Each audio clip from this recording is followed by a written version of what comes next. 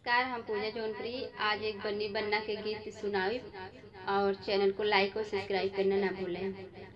बन्ना बांधे ना कंगनवा कैसे सफरी, बन्ना बांधे ना कंगनवा कैसे सफरी।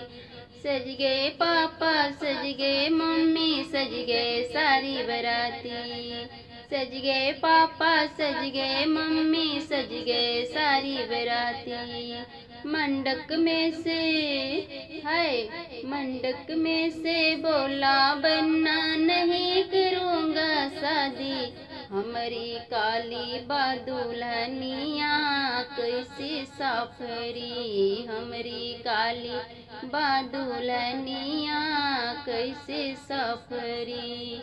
बन्ना बांधे न कंगनवा कैसे सफरी, बन्ना बांधे न कंगनवा कैसे सफरी।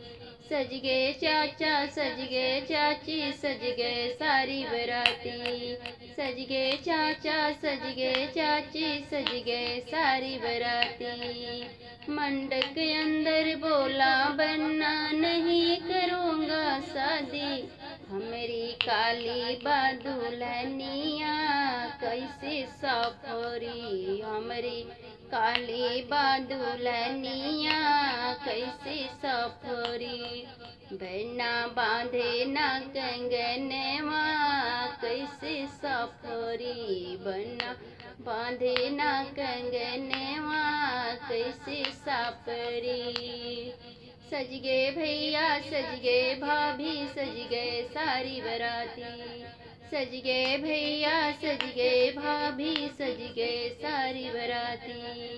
मंडक में से बोला बन्ना नहीं करूँगा शादी, हमारी कारी बादुल्हनिया कैसे सफरी, हमारी काली बादुल्हनिया कैसे सफरी, हमारी काली बादुल्हनिया